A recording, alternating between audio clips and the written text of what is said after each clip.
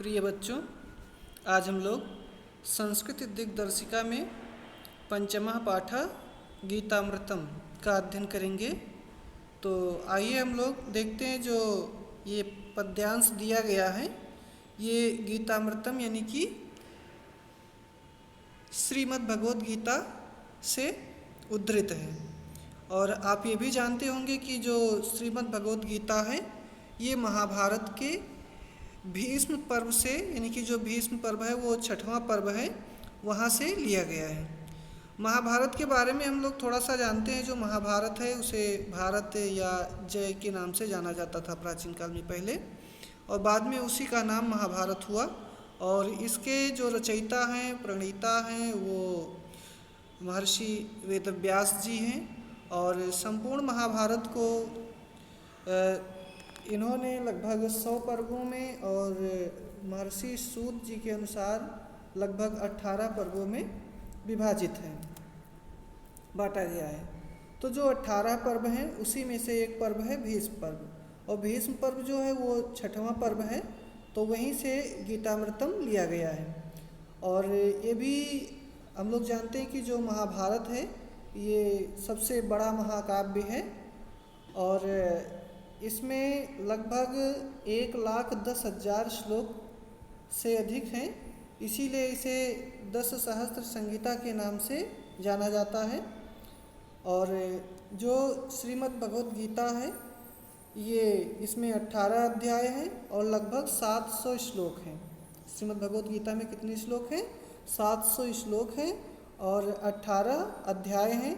उन अध्यायों में जैसे अर्जुन विषाद योग, ज्ञान सांख्य योग, कर्म योग, ज्ञान संन्यास योग, कर्म संन्यास योग, आत्म संयम, ज्ञान विज्ञान, अक्षर ब्रह्म ज्ञान, राजगुह्य, विभूति, विश्वरूप दर्शन, क्षेत्रज्ञ और गुणत्रय विभाग, पुरुषोत्तम योग, देवासुर संपत्ति और श्रद्धात्रय विभाग तथा मोक्ष संन्यास। इस प्रकार से ये 18 अध्यायों में इसका विभाजन किया गया है। तो जो श्लोक आपके यहाँ दिए गए हैं ये सांख्य योग से, यानी कि जो द्वितीय अध्याय है वहाँ से उद्धृत किया गया है। और जो गीता का उपदेश आप देख रहे हैं कि स्क्रीन पर कि कृष्ण जी अर्जुन को उपदेश दे रहे थे, उस समय ये कही गई थी। और ये जो गीता का उपदेश अर्जुन को श्री कृष्ण जी ने दिया था वो ब्रह्म पुराण के अनुसार मार्गशीर्ष शुक्ल एकादशी की तिथि को दिया गया था। इसीलिए उस दिन गीता जयंती के नाम से जाना जाता है और इसे मोक्षदा एकादशी के नाम से भी जानते हैं। तो उसी दिन ये माना जाता है कि भगवान श्री कृष्ण ने धनुर्धारी अर्जुन को गीता का उपदेश दिया था। तो आइए हम लोग आज कुछ प्रथम श्लोकों का वाचन करते हैं। तो देखते हैं। तम तथा कृपयाविष्टम अश्रुपूर्णाकुलेक्षणं विषीदन्तमिदं वाक्यम् उवाच मधुसूदनः। तम तथा कृपयाविष्टम, कृपया धन आविष्टम, कृपयाविष्टम, अश्रुपूर्ण कुल इच्छणम विषीदन्तम इदं वाक्यम उवाच मधुसूदन।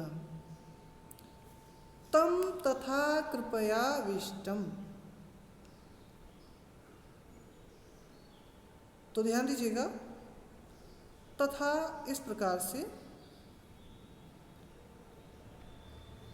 कृपयाविष्टम, कृपया धन आविष्टम, तो करुणा से पूर्ण, कृपयाविष्टम मीन्स करुणा से पूर्ण, अश्रुपूर्णा, अश्रुपूर्ण, अश्रु से पूर्ण, अश्रुपूरित, आकुल, आकुल मीन्स व्याकुल, और ईक्षणम का अर्थ होता है नेत्र, अर्थात आंसुओं से पूर्ण या भरे हुए व्याकुल नेत्रों वाले, व्याकुल नेत्रों वाले, विषीदंतम।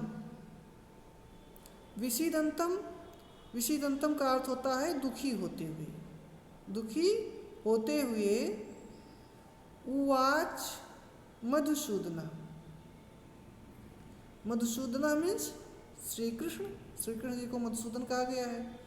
और वाक्यम, वाक्य उवाच कहा, अर्थात इस प्रकार करुणा से पूर्ण, आंसुओं से भरे हुए, व्याकुल नेत्रों वाले एवं दुखी होते हुए उस अर्जुन से श्री कृष्ण ने यह वचन कहा। अर्थात इस श्लोक के वक्ता कौन है? मधुसूदन है, अर्थात श्री कृष्ण जी हैं। और उन्होंने किससे कहा? अर्जुन से कहा। क्या कहा? कि इस प्रकार करुणा से पूर्ण, आंसुओं से भरे हुए, व्याकुल नेत्र वाले एवं दुखी होते हुए उस अर्जुन से श्री कृष्ण ने ये वचन कहा। ये जो सारी विशेषताएं हैं कि करुणा से पूर्ण हैं, आंसुओं से भरे हुए हैं, उनके नेत्र व्याकुल हैं, हृदय में बहुत ही दुख भरा हुआ है, तो ऐसी मनोदशा किसकी थी? अर्जुन की थी। तो उस अर्जुन से जिनकी ऐसी मनोदशाएं थी, उन मनोदशा वाले अर्जुन से श्री कृष्ण ने ऐसी बात कही। क्या कही? आगे ध्यान दीजिएगा। क्लैब्यम मा अस्म गमः पार्थ न एतत्त्वयि उपपद्यते क्षुद्रं हृदय दौर्बल्यम त्यक्तोत्तिष्ठ परन्तप।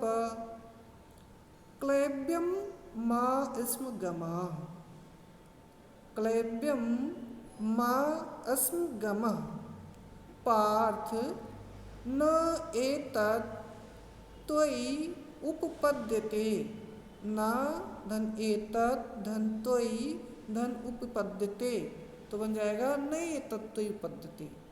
क्षुद्रम हृदय दौर्बल्यम, क्षुद्रम हृदय दौर्बल्यम त्यक्तोत्तिष्ठ परन्तप। त्यक्त्वा धन उत्तिष्ठ, त्यक्त्वा धन उत्तिष्ठ, त्यक्तोत्तिष्ठ परन्तप। परंतप मीन्स होता है जो दूसरे को पीड़ा पहुंचाते हैं, उन्हें क्या कहते हैं? परंतप कहते हैं। शत्रुओं को ताप पहुंचाने वाले को क्या कहेंगे? परंतप कहेंगे। यहाँ पर जो परंतप शब्द आया है वो अर्जुन के लिए आया है कि हे अर्जुन, हे परंतप, हे अर्जुन, शत्रुओं को ताप पहुंचाने वाले हे अर्जुन, तुम क्लैब्यम मा अस्म गमः। क्लैब्यम का अर्थ होता है नपुंसकता। क्लैब्यम का अर्थ क्या होता है? नपुंसकता। नपुंसकता को माँ अस्म गमः, तू मत प्राप्त हो। नपुंसकता को अर्थात कायरता को, क्लैब्यम मीन्स कायरता या नपुंसकता, तुम कायरता को मत प्राप्त हो। क्लैब्यम मा अस्म गमः पार्थ, हे परंतप, शत्रुओं को ताप पहुंचाने वाले हे अर्जुन, तुम नपुंसकता को मत प्राप्त हो। न एतत् त्वयि उपपद्यते, न माने नहीं, एतत् माने इस समय, त्वयि माने तुम्हारे लिए, उपपद्यते माने अच्छा है, श्रेष्ठ है, ये तुम्हारे लिए अच्छा नहीं है। क्षुद्रम हृदय दौर्बल्यम, क्षुद्रम हृदय दौर्बल्यम त्यक्तोत्तिष्ठ परन्तप।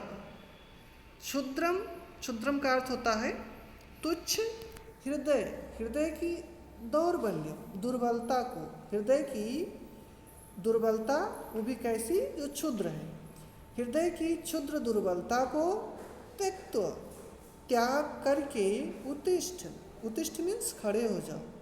किस लिए? युद्ध करने के लिए। हे पार्थ, हे अर्जुन, तुम नपुंसकता को मत प्राप्त हो, ये तुम्हारे लिए इस समय उचित नहीं है। तुम हृदय की क्षुद्र दुर्बलता को छोड़ दो और युद्ध के लिए उठ खड़ा हो, अर्थात खड़े हो जाओ। तो एक बार पुनः देखेंगे कि हे अर्जुन, तुम नपुंसकता को मत प्राप्त हो, यह तुम्हारे लिए इस समय उचित नहीं है। हे शत्रुओं को ताप पहुँचाने वाले अर्जुन, तुम हृदय की क्षुद्र दुर्बलता को त्याग कर युद्ध के लिए खड़े हो जाओ। इसके बाद में तीसरा है अशोच्यानुशोचस्त्वं प्रज्ञावादांश च भाससे गतासूनागतासूनश्च नानुशोचन्ति पंडिताः। अशोच्यानुशोचस्त्वं प्रज्ञावादांश च भाससे गतासून अगतासूनश्च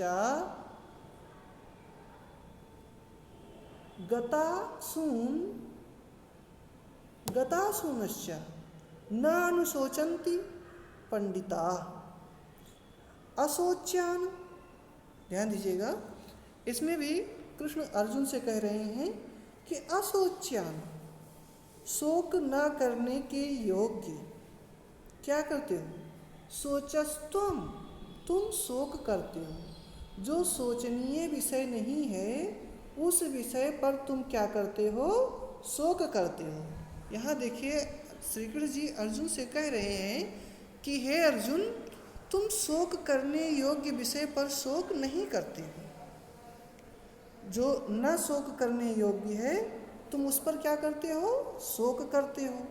और प्रज्ञावादांश च माने और, प्रज्ञावादांश, प्रज्ञा का मतलब होता है बुद्धिमान, विद्वान, और वाद मीन्स वचन होता है।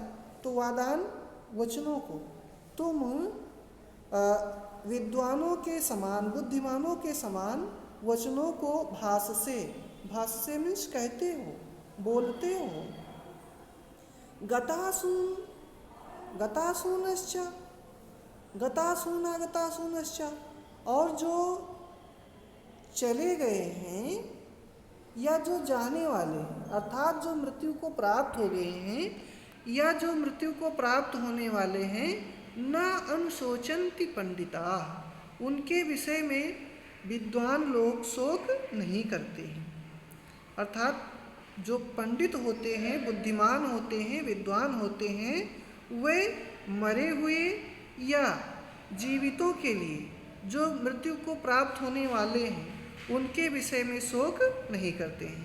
तो इस प्रकार से श्री कृष्ण जी ने अर्जुन को उपदेश देते हुए कहा कि हे अर्जुन, हे पार्थ, तुम शोक न करने के योग्य लोगों के विषय में शोक करते हो। जो नहीं सोचना चाहिए, जो अशोचनीय विषय है, उस पर तुम क्या करते हो? शोक करते हो। और विद्वानों के समान वचन को बोलते हो कि ये कैसे होगा, वो कैसे होगा, दुनिया भर की बातें करते हो। लेकिन जो विद्वान होते हैं वे मृत लोगों को, यानी कि जो मृत्यु को प्राप्त हो चुके हैं या जो मृत्यु को प्राप्त होने वाले हैं, गतासूनश्च, ऐसे लोगों के विषय में शोक नहीं करते हैं। तो इस प्रकार से आज हम लोगों ने 3 श्लोकों का अध्ययन किया। अब इसके पश्चात अगले वीडियो में हम लोग अगले श्लोक का अध्ययन करेंगे और यहाँ तक आप लोग समझ गए होंगे। यदि इसमें कोई समस्या होगी तो आप पूछ सकते हैं। ओके, धन्यवाद।